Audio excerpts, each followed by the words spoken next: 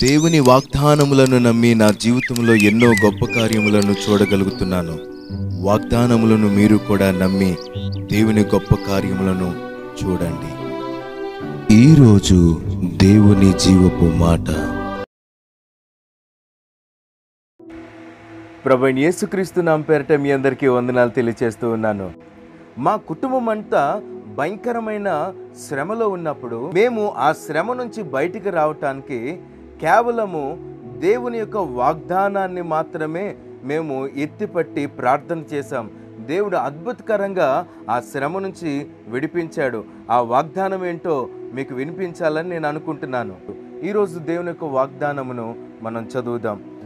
కీర్తనల గ్రంథము 46వ కీర్తన 1వ చరణాన్ని మనం చదువుదాం. దేవుడు మనకు ఆశ్రయమును దుర్గమునై ఉన్నాడు. ఆపత్కాలములో ఆయన నమ్ముకొనదగిన సహాయకుడు.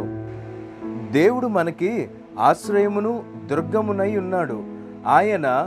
మనము ఆయనను ఆశ్రయిస్తే ఆయన కాదు అండు. మనుషుల్ని మనము ఆశ్రయిస్తే మనుషులు మనల్ని వెళ్ళిపోమంటారు. మనుషులు మనం ఆశ్రయిస్తే మనుషులు మన మీద చిరాకు పడతారు. మనుషులు మనం ఆశ్రయిస్తే మనుషులకు ఉన్న స్వార్థానంతటిని చూపిస్తారు. దేవుడు అంటున్నాడు, నన్ను ఆశ్రయించండి.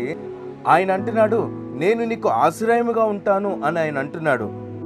ఆపత్కాలంలో ఆయన నమ్ముకొనదగిన సహాయకుడు. మనము మనుషులను నమ్మిన ఎడల మనుషులు ప్రతి నిమిషము వారు మన మీద స్వార్థాన్ని చూపిస్తారు. వారు మనకి అన్యాయం చేస్తారు. కానీ దేవుడు మన జీవితాల్ని ఎప్పుడు కూడా కృపాక్షేమములతో ఉంచాలని ఆయన ఇష్టపడుతున్నాడు. ఆపత్కాలములో ఉన్నప్పుడు నన్ను ఆశ్రయించండి, నేను మిమ్మల్ని ఆదుకుంటాను, మీ ప్రార్థన వింటాను, మిమ్మల్ని నడిపించుకుంటాను, మిమ్మల్ని బలపరుచుకుంటాను, మిమ్మల్ని విడవను. మనుషులు మిమ్మల్ని విడిచిపెట్టేస్తున్నట్టు నేను మిమ్మల్ని విడవను. మనుషులు వారికి భారం అయిపోతే వారు విడిచిపెట్టేస్తారు. కానీ నాకు మీరు ప్రాణము, నాకు మీరు కావాలి, నా పిల్లలు మీరు, కనుక నేను మిమ్మల్ని విడిచిపెట్టను. మీకు ఆపదొస్తే నేనున్నాను, నన్ను గుర్తు తెచ్చుకోండి అని దేవుడు అంటున్నాడు. కాబట్టి మనందరి ఆశ్రయదుర్గము దేవుడే. ఆపత్కాలములో ఆయన నమ్ముకోదగిన సహాయకుడు. కాబట్టి మనమందరం కూడా ఆయన మీదే ఆధారపడతాం. ఆయనే మన జీవితము, ఆయనే మన సర్వస్వము. కాబట్టి మన దేవుడు, మన తండ్రి, మన తల్లి సర్వము ఆయనే. కనుక ఆయన నీ ప్రతి అవసరతలోనూ నేను నీకు తోడయుండి నేను నిన్ను నడిపించుకుంటాను అని ఆయన ఒక గొప్ప మాటను, వాగ్దానాన్ని మనకు చేస్తున్నాడు. కాబట్టి ఆయనకన్నా నమ్మదగిన వారెవరు? ఆయనకన్నా గొప్పవారెవరు?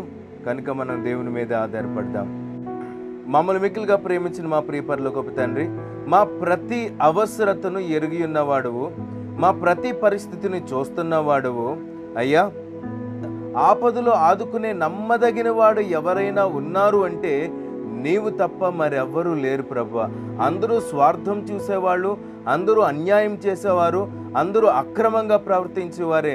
కానీ నీవు న్యాయవంతుడు కాబట్టి సమస్తమును నైనా మాకు అనుకూలంగా చేస్తావు ప్రభువా.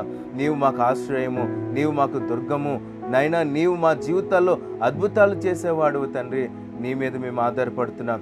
అయ్యా, ఎవరు నైనా నీ ఉన్నావని తెలిసి కూడా ఎవరు నీ మీద ఆధారపడడం లేదో ఈ వాక్యం ద్వారా వారి హృదయాన్ని నువ్వు బలపరుస్తున్నావు అని నేను నమ్ముచున్నాను. వారితో ఈ మాటలు మాట్లాడుతున్నావు అని నేను నమ్ముచున్నాను. వారిని ముట్టి నడిపించి బలపరచమని యేసుక్రీస్తు నామములో అడిగి వేడుకొంచున్నాను పరమ తండ్రి. ఆమేన్.